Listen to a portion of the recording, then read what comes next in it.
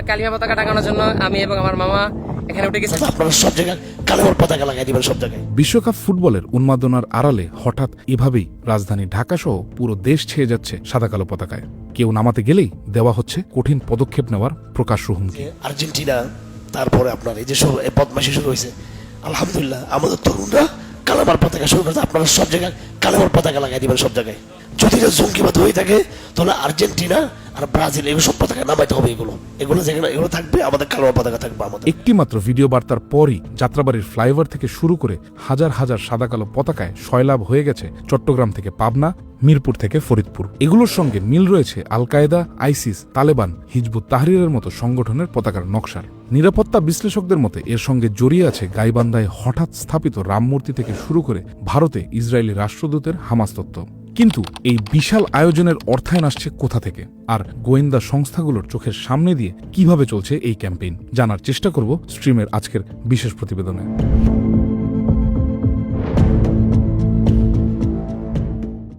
ঘটনার সূত্রপাত 13 জুন চট্টগ্রামের লালখান বাজারের জামিয়াতুল উলুম আল ইসলামিয়া মাদ্রাসা।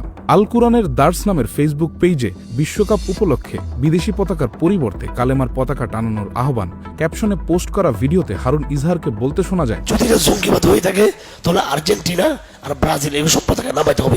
এগুলো যেখানে এগুলো থাকবে আমাদের কালেমার পতাকা থাকবে আমাদের। ফুটবল বিশ্বকাপ উন্মাদনার মধ্যে মুফতি হারুন ইজহারের এই বক্তব্যের পরই সারা দেশে সাদা এবং কালো পতাকা উত্তোলন, শোডাউন ও মোটরসাইকেল শোভাযাত্রা শুরু হয়। এই ব্যাপারে মুফতি হারুন ইজহারের সঙ্গে একাধিক দিন যোগাযোগ করেও মন্তব্য পায়নি স্ট্রিম। আরেক ভিডিওতে হারুন ইজহার হিজরি বর্ষের প্রথম দিন সবাইকে নববর্ষের কথা জানিয়ে দিতে আহ্বান জানান। ওই ভিডিওতে তিনি বলেন, ইসলামী হিজরি বর্ষ নতুন বছর শুরু হয়েছে। আমি জুমার খুতবা বলেছি, এভাবে নতুন বর্ষ উপলক্ষে মোবারকবাদ দেওয়া, শুভেচ্ছা দেওয়া, এটা আবার আরেকটা বেদাত, যদি এটাকে আপনি সব মনে করেন। ইসলামে নববর্ষের শুভেচ্ছা জানানোর নিয়ম নাই জানিয়ে তিনি আরো বলেন, ইসলামের কোনো নববর্ষের শুভেচ্ছা নাই, কিন্তু ইসলামী নববর্ষের যে দাফন হয়ে গেছে সেটাকে খবর থেকে জাগ্রত করার জন্য সবাই আমরা নববর্ষের ঘোষণা দিব। আমরা শুভেচ্ছা নতুন আমরা ঘোষণা দিচ্ছি আজকে নববর্ষ, ইসলামের নতুন বর্ষ। হিজরি বর্ষের প্রথম দিন ছিল গত বুধবার 17 জুন। ওই দিন দুপুরেই রাজধানীর শনির আখড়ায় 15 থেকে 20 জন তরুণ নতুন হিজরি বছর 1448কে ঘোষণা দিতে শোডাউন করে। সেখানে একটি ব্যানার ও বেশ কিছু সাদা কালো পতাকা প্রদর্শন করা হয়। পরে গভীর রাতে শোডাউনের তরুণরা যাত্রাবাড়ির হানিফ ফ্লাইওভারের লোহার রেলিংয়ে সাদা কালো পতাকা সারিবদ্ধভাবে টাঙিয়ে দেন। যদিও পরদিন সন্ধ্যায় সেগুলো কারা যেন নিয়ে যায়। পরে ফ্লাইওভারে আরো বেশি সাদা কালো পতাকা টানানো হয়। শোডাউনের আয়োজক এবং পরে ফ্লাইওভারে পতাকা টাঙানো কয়েকজনের পরিচয় সম্পর্কে নিশ্চিত হয়েছে স্ট্রিম। ওই দলে ছিল তামিম আল আদনান, ফেসবুকে যিনি টক অফ ইনসান পেজ পরিচালনা করেন। একইভাবে জাহিদুল ইসলাম মিরাজের আজ সিদ্ক নামে প্রায় 2 লাখ অনুসারীর পেজ রয়েছে। আর এনামুল হাসান ফেসবুকে ইবারাহ নামে পেজ পরিচালনা করেন। শোডাউন ও পতাকা টাঙানোর কাজে নেতৃত্ব দেন রাজধানীর নাজিমুদ্দিন রোডের শরিয়া গ্র্যাজুয়েশন ইনস্টিটিউটের শিক্ষক মাওলানা বাইজিদ খান। এই ইনস্টিটিউটের প্রতিষ্ঠাতা পরিচালক আবার মুফতি হারুন ইজহার। ইবারাহ এবং আসিদ্ক পেজ থেকে নিয়মিত সাদা কালো পতাকা বিক্রি করা হচ্ছে। শোডাউনের দিন সকালে নিজের ফেসবুক আইডিতে শেয়ার করা ভিডিওতে এনামুলকে বেশ কিছু সাদা কালো পতাকা প্যাকেট করতে দেখা যায়। পতাকা অর্ডার করতে তিনি ইবারা পেজের লিঙ্ক দিয়ে যোগাযোগ করতে বলেন। শুধু তাই নয়, 17 জুন রাত 12:58 এনামুল হাসান যাত্রাবাড়ি ফ্লাইওভার থেকে লাইভ করে বলেন, এসব পতাকা কেউ খুললে কঠিন পদক্ষেপ নিতে বাধ্য হবেন তারা। পতাকা লাগানো তার অধিকার জানিয়ে এনামুল হাসান বলেন, ব্রাজিল আর্জেন্টিনার পতাকা নির্দ্বিধা উড়ানোর অধিকার থাকে, তাহলে সেক্ষেত্রে আমাদেরও কালেমা খচিত পতাকা উড়ানোর অধিকার রয়েছে, এবং সেটাতে যদি রাষ্ট্র বা কোনো পক্ষ যদি বাধা দেয় সেই জায়গায় আমরা সেটা কঠিন কোনো পদক্ষেপে যেতে বাধ্য হবে ইনশাল্লাহ।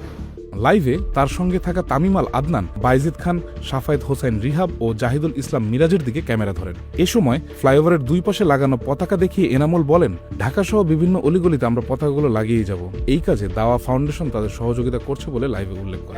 আমাদেরকে দাওয়া ফাউন্ডেশন একটা পেজ আছে, আমি কমেন্ট বক্সে মেনশন করে দিব, ইনবক্সে মেনশন করে দিব, কমেন্ট বক্সে। তারাও আমাদেরকে সর্বোচ্চ সহযোগিতা করেছে। আমরা ফ্লাইওভারের উপরে কালেমা খচিত পতাকা উড়াচ্ছি, দেখতে পাচ্ছেন আপনারা, লাগিয়ে দিয়েছে আলহামদুলিল্লাহ। 2025 সালের নভেম্বরে চালু ফাউন্ডেশনের ফেসবুক পেজ ঘেটে অর্থায়নের সত্যতা পাওয়া গেছে।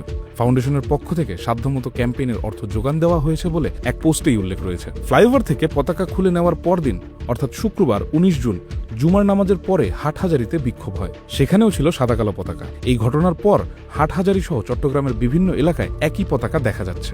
রাজধানীর মতিঝিলের শাপলা চত্বর, মিরপুর, সাভারেও পতাকা নিয়ে শোডাউন, মিছিল এবং গুরুত্বপূর্ণ স্থাপনায় ওড়ানো হয়েছে। এনামুল হাসান ও তার বন্ধুদের ফেসবুকে এসব এলাকার বাইরে পাবনা এবং ফরিদপুরে পতাকা ওড়ানো মোটরসাইকেল শোভাযাত্রার খবর প্রচার করা হয়েছে। ইবারা, আসিদ ছাড়াও নুসাইবা শপ, আত্তিজারা, মুসলিম বঙ্গ, শাইখুনা মিডিয়ার ফেসবুক পেজ থেকে পতাকা বিক্রি ও প্রচারের কাজ করা হচ্ছে। সারা দেশে সাটিয়ে সেগুলোকে কালেমার পতাকা বলে প্রচার করা হচ্ছে। তবে সামাজিক মাধ্যমে পতাকাগুলোর উদ্দেশ্য নিয়ে বিতর্ক দেখা দিয়েছে। পতাকাগুলো দুই ধরনের। এর একটিতে সাদার মাঝে কালো রঙে আরবি হরফে লা ইলাহা ইল্লাল্লাহ লেখা, অন্যটিতে কালো রঙের উপর সাদা আরবি হরফে লা ইলাহা ইল্লাল্লাহ লেখা। সাদার উপর কালো রঙে লেখা পতাকার সঙ্গে মিল আছে আফগানিস্তানের তালেবানের দাপ্তরিক পতাকার। তালেবানের পতাকায় আরবিতে লা ইলাহা ইল্লাল্লাহ যেই ক্যালিগ্রাফিতে লেখা হয়েছে, সেই একই ক্যালিগ্রাফি ও নকশায় বানানো পতাকা ওড়াচ্ছেন সংশ্লিষ্টরা। আবার কালোর উপর সাদা রঙে আরবি হরফে লা ইলাহা ইল্লাল্লাহ লেখা পতাকা আল কায়দার। আন্তর্জাতিক এই সংগঠনের বিভিন্ন শাখা সংগঠনও এই পতাকাটি ব্যবহার করে। আর দুটি পতাকাই ব্যবহার করে বাংলাদেশের নিষিদ্ধ সংগঠন হিজবুত তাহরির। অন্তর্বর্তী সরকারের সময় তারা রাজধানীর বাইতুল মুকাররম থেকে মার্চ ফর খিলাফত কর্মসূচি পালনে দুই ধরনের পতাকা ব্যবহার করে। সাদা কালো পতাকার প্রসঙ্গ টেনে তরুণ আলেম ফারুক ফেরদৌস ফেসবুকে লিখেছেন, কালিমা নিয়ে প্রশ্ন নয়, বাংলাদেশ সেনাবাহিনীও কালিমা আয়াত খচিত পতাকা ব্যবহার করে। প্রশ্ন কালিমা সহ পতাকা নির্দিষ্ট ডিজাইন নিয়ে, যা বাইরের কোনো গোষ্ঠীর পতাকার সাথে মিলে যায় এবং এটা নিয়ে বিপজ্জনক অপপ্রচারের আশঙ্কা তৈরি হয়। আরেক আলেম মঞ্জুরুল হক ফেসবুকে লিখেছেন, কালেমার পতাকা একটি রাজনৈতিক সিম্বল মাত্র, তাতে ইসলাম প্রতিষ্ঠার চেয়ে পতাকাধারীদের রাজনৈতিক মতাদর্শ প্রতিষ্ঠার আহ্বানই বেশি। ঢাকা বিশ্ববিদ্যালয়ের বিশ্ব ধর্ম ও সংস্কৃতি বিভাগের সহযোগী অধ্যাপক শাফি মোহাম্মদ মোস্তফা পতাকা কর্মসূচিকে দুই ভাগে ব্যাখ্যা করেছেন। তিনি বলেন, যেটাকে সিক্রেট অথবা স্যাক্রেড যেটাই বলেন, গোপন অথবা পবিত্র যাই বলেন না কেন, এটা যতদিন সিক্রেট এবং স্যাক্রেড অবস্থায় থাকে ততদিন পর্যন্ত কিন্তু এইখান থেকে বার্স্ট হওয়ার সম্ভাবনা থাকে কোনটা জিনিস। তিনি আরো বলেন, এই খেলাফতের ইস্যুটা এই সিক্রেট এবং স্যাক্রেড ইস্যু হিসেবে এখন পর্যন্ত বাংলাদেশে আছে। এইটা যদি স্যাক্রেড এবং সেক্রেট না থেকে ভিজিবলি থাকে এবং তারা যদি নন ভায়োলেন্ট রূপ ধারণ করে, আমি এইটাকে পজিটিভ বলবো। নেগেটিভটা হচ্ছে যে এইটা বাংলাদেশের জন্য নেগেটিভ ব্র্যান্ডিং হবে, বাংলাদেশের ব্র্যান্ডিংটা ভালো হবে না। মানে আমাদের এখানে আমরা কিন্তু এখনো যে ওয়ার্ল্ড অর্ডারে আসি, সেই ওয়ার্ল্ড অর্ডার এবং সবকিছু মিলাই দেশের ইমেজের জন্য এইটা মোটেও কোনো ভালো জিনিস হবে না। এইটা এখন সরকারকে ডিল করতে হবে। সরকার এই কোয়েশ্চেনটাকে কিভাবে ডিল করবে সরকারকে সেই রাস্তা বের করতে হবে। নিরাপত্তা বিশ্লেষক এ কে এম শামসুদ্দিনের মতে দেশের গুরুত্বপূর্ণ মোড় ও স্থাপনায় পতাকা বসানোর মধ্য দিয়ে বাংলাদেশকে এক ধরনের ব্র্যান্ডিং করা হচ্ছে। তিনি বলেন, আমরা বরাবরই সবসময় আমরা ভুল করে থাকি বা খুব নেগলেক্টেড চোখে থাকি বা খুব এইসব ব্যাপারগুলোকে খুব একটা বেশি আমলে দেওয়ার চেষ্টা করি না। দুই রকম ভার্সন আছে। এক ভার্সন বেশি প্রচার যদি করি, এসব ব্যাপারে বেশি ঘাটাঘাটি করলে এটা আরো বাড়বে, এই ধরনের একটা চিন্তা ভাবনা মানুষের আমাদের। আরেকটা হলো আমরা প্রচার করতে চাই না যে আমাদের দেশে মৌলবাদ মাথা চাড়া দিয়ে উঠতেছে। এইসব চিন্তা করে কিন্তু আমরা আমাদের ক্ষতি করি। পতাকা যে উঠাইছে, আমি দেখছি কতগুলো ভিডিও ক্লিপে ধমকাইতেছে যে পতাকা উঠাই ফেলতেছে, তাদেরকে ধমকাইতেছে আইসা ওনাদের লোকরা আর কি। এখনই যদি এটা খুব স্ট্রিক্টলি যদি না দেখা হয় তাহলে কিন্তু সর্বনাশ আছে। সত্য কথা বলতে কি, দেশের আইন প্রয়োগের আইন শৃঙ্খলা পরিস্থিতি নিয়ন্ত্রণে কিন্তু অনেক ভাটা আছে। যেরকম ভাবে আশা করা যাচ্ছে ওরকম এটা হয় নাই। গোয়েন্দা ব্যক্তিদের কোনো সন্দেহ তো নাই। সারা দেশে 10,000 পতাকা উড়ানোর ঘোষণা দিয়েছে সাদাকা প্রজেক্ট। এরপর গত 20 জুন রাতে রাজধানীর শাপলা চত্বরে বেশ কিছু পতাকা লাগায় সংগঠনটি। পরে রাতে শাপলা চত্বর থেকে ফেসবুকে একটি লাইভ করেন সাদাকা প্রজেক্টের অ্যাডমিন আমিনুল হক। লাইভে তিনি জানান, শাপলা চত্বর থেকে পর্যায়ক্রমে বাইতুল মোকাররম হয়ে কারওয়ান বাজার পর্যন্ত পতাকা লাগাবে। আমাদের কর্মসূচি হবে শাপলা চত্বর থেকে মসজিদ থেকে নিয়ে ওইদিকে কারওয়ান বাজার পর্যন্ত।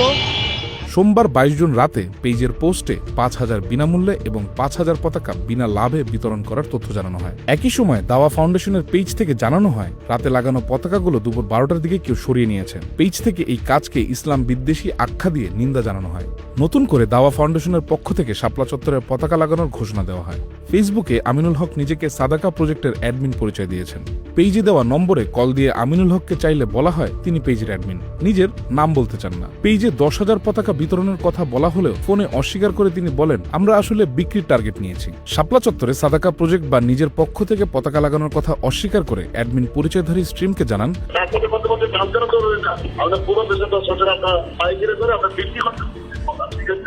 জানতে চাইলে ইসলামী আন্দোলনের প্রচার সম্পাদক শেখ ফজলুল করিম মারুফ স্ট্রিমকে বলেন, কালেমার পতাকা এক জিনিস আর কালো এই পতাকার এক জিনিস। এই পতাকা আমরা দলীয় ভাবে কোথাও উত্তোলন করি না, আমাদের কোনো কর্মী করে নাই, যদি করেও থাকে সে দলের আদর্শের বাইরে গিয়ে করছে। খোঁজ নিয়ে জানা যায় সাদাকা প্রজেক্টের অ্যাডমিন আমিনুল হকের নামে একাধিক মামলা রয়েছে। এর মধ্যে রাজধানীতেই সন্ত্রাস বিরোধী আইনে দুটি, একটি মোহাম্মদপুর থানায়, অন্যটি ভাটারা থানায়। 2024 সালের 1 এপ্রিল কাশিমপুর কারাগার থেকে আমিনুল হক জামিনে বের হন। এরপর থেকে সন্ত্রাস বিরোধী আইনে কারাগারে থাকা অন্য বন্দীদের মুক্তির আন্দোলনে সক্রিয় রয়েছেন তিনি। পতাকা লাগানোর পরদিন 18 জুন বেলা 5:10 এনামুল হাসান ফেসবুকে পোস্ট দেন যে পতাকাগুলো অজ্ঞাত কেউ খুলে নিয়ে গেছেন। পৃথক আরেকটি ভিডিও পোস্টে তিনি বলেন, স্পষ্ট দেখা যাচ্ছে পুলিশ তাদের গাড়িতে এসে পতাকাগুলো খুলে নিয়ে গেছে। পরে রাত 9:30টার পরে দেওয়া আরেক পোস্টে এনামুল হাসান লেখেন, আমাদের ভাইয়েরা টিম নিয়ে যারা পতাকা খুলেছে তাদের সঙ্গে সাক্ষাৎ করেছে, তারা সুসংবাদ দিয়ে আমাদের আশ্বস্ত করেছে, কিন্তু সেই সুসংবাদ আমরা কার্যকর না হওয়া পর্যন্ত বিশ্বাস করতে পারছি না। এরপর ফ্লাইওভারে আবার পতাকা লাগানোর খবর ফেসবুকে দেন এনামুল এবং নতুন করে লাগানো পতাকা ভিডিও শেয়ার করেন। বিশ্বকাপ ফুটবল উপলক্ষে ভিন দেশের পতাকা ওড়ানোর প্রতিবাদে কালেমার পতাকা টাঙানোর কথা বললেও এনামুল হাসানের ফেসবুক ভিন্ন তথ্য দিচ্ছে। তার ফেসবুকে থাকা পুরনো ভিডিওতে দেখা গেছে আগেও তিনি বিভিন্ন জায়গায় সাদা ও কালো দুই ধরনের পতাকা প্রদর্শন করেছেন। অন্তর্বর্তী সরকারের আমলে জাতীয় সংসদ চত্বরে ইনকিলাব মঞ্চের মুখপাত্র শরীফ ওসমান হাদির জানাজাতেও একই পতাকা প্রদর্শন করেন এনামুল ও তার সঙ্গীরা। ওই সময় তামিম আল আদনানের টক অফ ইনসান পেজ থেকে শেয়ার করা ভিডিওতে পতাকা দেখিয়ে এনামুল হাসানকে বলতে দেখা যায়, দিনের মধ্যেই সংসদ ভবনের উপর উঠবে ইনশাআল্লাহ, এই কালেমার পতাকা সংসদ ভবনের উপর থাকবে ইনশাআল্লাহ। যোগাযোগ করলে শুরুতে স্ট্রিমকে এনামুল হাসান যাত্রাবাড়ির শোডাউন এবং ফ্লাইওভারে পতাকা লাগানোর কথা অস্বীকার করেন। তবে ফেসবুকে নিজের লাইভ ও ইবারা পেজ থেকে পতাকা সরবরাহের কথা জানালে তিনি বলেন, না আমাদের ছিল না, ইবারা পেজ এটা আমার না, আমি মোডারেট হিসেবে। হঠাৎ ঘোষণা দিয়ে সাদা কালো পতাকা টাঙানোর বিষয়ে এনামুল হাসান বলেন, না এটাও আমি জানি না ভাই, এটা ওনারা করতে, আমি জাস্ট ওনাদের সাথে ছিলাম, বাজিদ খান ছিল আমার ভিডিও ছিল বলতে, এটা পতাকাটা আমার ছিল না, আমি জাস্ট পতাকার সামনে দাঁড়িয়েছিলাম, সেখানে আমি সামনে মিডিয়া যখন আমাকে মাইক ধরছে আমি তখন এই কথা বলছি। সংসদের সামনে পতাকা ওড়ানো এবং বক্তব্যের ভিডিওর বিষয়ে তিনি বলেন, ওই পতাকা আমার ছিল না, আমি জাস্ট সামনে দাঁড়িয়েছিলাম, মিডিয়া যখন সামনে মাইক ধরেছে তখন আমি কথাটা বলেছি। সেই মিডিয়া তার বন্ধুর ফেসবুক পেজ কিনা প্রশ্নে আর কথা বলতে চাননি এনামুল। এ সময় হাসপাতালে আছেন বলে কল কেটে দেন তিনি। হারুন ইজহারের শরিয়া গ্র্যাজুয়েশন ইনস্টিটিউটের শিক্ষক মাওলানা বাইজিদ খান স্ট্রিমকে বলেন, এমনি নরমালি ভাবে আরবি মাস শুরু, যে আরবি একটা ভাব যেন সারা দেশের মধ্যে আসে, এই হিসেবে আমরা সাধারণ প্রয়াস চালানো। অনেকে বলতে পারে যে সনাতনের বিরুদ্ধে, না, এরকমও কিছু আমাদের না। দেশ কিভাবে ব্যবহার করে সেটা আমাদের কাছে ম্যাটার না। আসলে কেউ যদি বিভিন্ন নিষিদ্ধ সংগঠন বা বিভিন্ন সংগঠন এটাকে খারাপ হিসেবে ব্যবহার করে তাহলে তো এটা ভিন্ন জিনিস, সেটা তাদের দোষ। কথার কথা একজন মুসলিম দাঁড়িয়ে রাখবে, এখন দাঁড়িয়ে রেখে যদি খারাপ কাজ করে এটা কি দাঁড়িয়ে দোষ হবে? এ বিষয়ে জানতে চাইলে নিরাপত্তা বিশ্লেষক ব্রিগেডিয়ার জেনারেল অবসরপ্রাপ্ত AKM শামসুদ্দিন স্ট্রিমকে বলেন, 24-এর গণ অভ্যুত্থানের পরে চিহ্নিত গোষ্ঠী কোমর সোজা করে দাঁড়ানোর চেষ্টা করছে, সাদা কালো পতাকার মাধ্যমে তারা নিজেদের ব্র্যান্ডিং করছে। গোয়েন্দারা সক্রিয় থাকলে এসব সম্ভব হতো না, এখনো সময় আছে। বিষয়টি খুব শক্তভাবে না দেখলে দেশের সর্বনাশ হবে। এই বিষয়ে নিরাপত্তা বিশ্লেষক ও সাবেক সামরিক কর্মকর্তা সুমন সুবহান স্ট্রিমকে বলেন, পতাকা ওড়ানো বিচ্ছিন্ন কোনো ঘটনা নয়, এর সঙ্গে সীমান্তের পুশিন, গাইবান্ধায় রাম বিগ্রহ স্থাপন, ভারতে এসে ইসরায়েলি রাষ্ট্রদূতের বাংলাদেশে হামাসের তৎপরতা নিয়ে মন্তব্য সব এক সূত্রে গাথা। আমার মনে হয় সংগঠিতভাবে দেশে অস্থিতিশীল পরিস্থিতি তৈরি ও সরকারকে বেকায়দায় ফেলার গভীর ষড়যন্ত্র চলছে। স্বরাষ্ট্র মন্ত্রণালয় এবং গোয়েন্দা সংস্থাগুলোকে আরও সক্রিয় হওয়ার তাগিদ দেন তিনি। গোয়েন্দা ব্যর্থতার বিষয়ে ডিএমপির অতিরিক্ত কমিশনার ও ডিবি প্রধান শফিকুল ইসলাম স্ট্রিমকে বলেন, উগ্রবাদী সংগঠনের অপতৎপরতা নিয়ে আমাদের বিশেষায়িত ইউনিট CTTC ও ATU কাজ করে। বিষয়টি তারা ভালো বলতে পারবে। কেবল কোনো ঘটনা ঘটলে মামলার তদন্তভার এলে আমরা কাজ করি। ডিএমপির counter terrorism and transnational crime ইউনিটের প্রধান অতিরিক্ত কমিশনার শামসুল হকের সঙ্গে যোগাযোগ করলে চীন সফরে থাকায় মন্তব্য করতে রাজি হননি তিনি। তবে CTTC এর ঊর্ধ্বতন এক কর্মকর্তা জানান, যাত্রাবাড়িতে ফুটবল সমর্থকদের মিছিলে IS এর মতো কালো পতাকা উড়ানোর দৃশ্য তাদের নজরে এসেছে। বিষয়টি বিব্রতকর। ভিনদেশী কূটনীতিকদের মাধ্যমে আমাদের দেশ সম্পর্কে খারাপ বার্তা যাচ্ছে।